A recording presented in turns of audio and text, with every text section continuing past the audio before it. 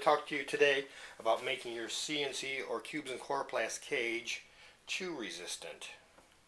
Okay, now you've heard me talk a couple of times about coroplast, which is what these litter bins are made out of. Remarkable material. If you want to know more about that, we've got a couple of videos out there already. One is called C&C Guinea Pig Cages, Coroplast, it's not cardboard. The other one's called What is a C&C Guinea Pig Cage? Large section on coroplast in there.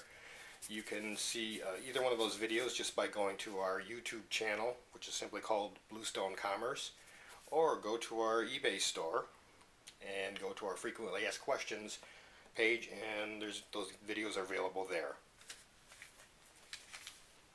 Now if you look at those videos, you'll see that this stuff, coroplast, has a lot of great properties. It's a great material for this application, but it does have one drawback in that it is soft enough that your guinea pig or rabbit can chew it. Now in reality, we only see about 1% of guinea pigs chew this stuff at all. So for most people, you're not going to have to worry about the problem we're going to address today. Rabbits are a different story. Rabbits tend to be a very chewy animal. We used to have a house rabbit which ran around our house. It used to chew up cardboard, it would chew wood, shoelaces. Very common problem with letting rabbits loose in the house is that they chew electrical cords and electrocute themselves. So you need to keep those covered up if you do have a rabbit. Okay, so if you have a rabbit, the things we're going to talk about today are very pertinent. I've also heard that chinchillas are very chewy. I don't know that personally. If you have personal experience with a chinchilla, maybe you could leave a comment on this video letting me know one way or the other. Okay, let's talk about how to make your cage chew resistant. First thing you want to do is make a trip out to Home Depot or Menards or Lowe's, whatever hardware store you have in your area, and buy some of this stuff. It comes in 8-foot lengths. You'll find this in the section where they sell paneling or fiberboard. It's an edge cap. Okay. I have a small piece here. I can show you what the cross section looks like, so you have a better idea what you're looking for. Like I said, this is just an edge cap. Okay, you notice this stuff is not symmetrical. It has a longer side and a shorter side.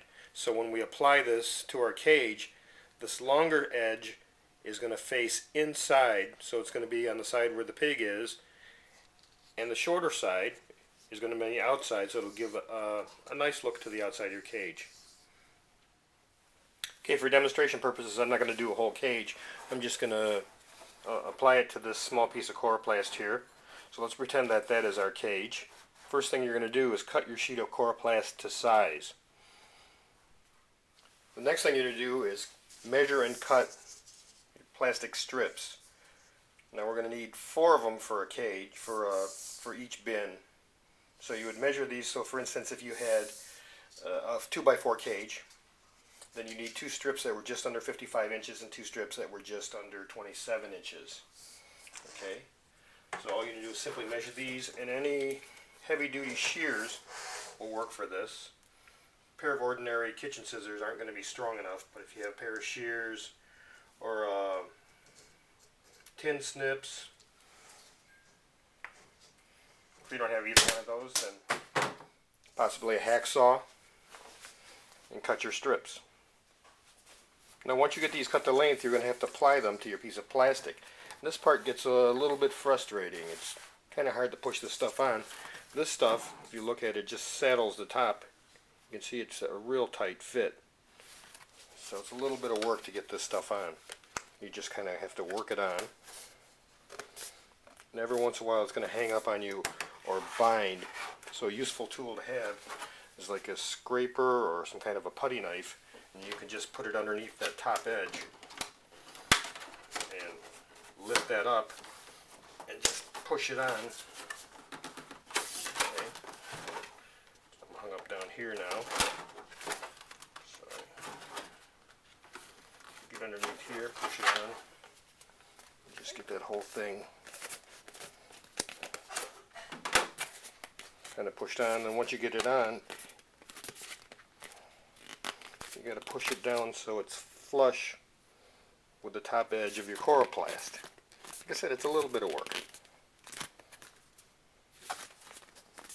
Okay, and you want to get that down nice and tight. So you can see that was a little bit of work. I mean, it wasn't horrible. It's a lot worse if you have an entire 55 or 41 inch side to do. But considering all the work that we went through to put this on, we want to make sure now that it stays on.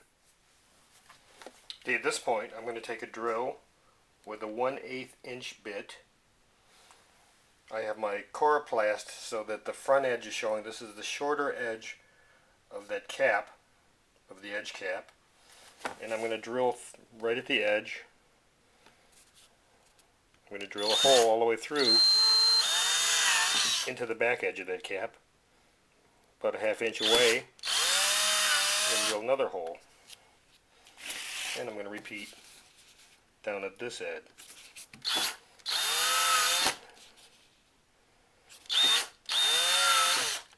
There we go. So you can see I've got a couple holes right there, a couple holes right there. Now if I were really doing this for a cage, I would repeat this set of holes every 14 inches, or at the length of every grid. So now what I'm going to do is I'm going to take a 4-inch tie wrap, stick it through the front of this thing, bring it around back, put it through the other one, and fasten it in front.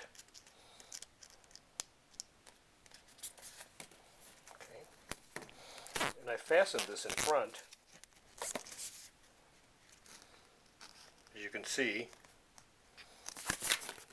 just so the guinea pig won't have access to this nub to chew on the back. So that's why I put that on the front. And simply from there all I do is trim these, and we're all set. So just take an ordinary pair of electrical snippers and cut these ends off. And there it is, it's applied.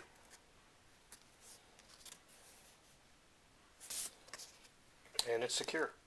Here's a cage that I built some time ago. It's actually had some pigs living in it for quite some time.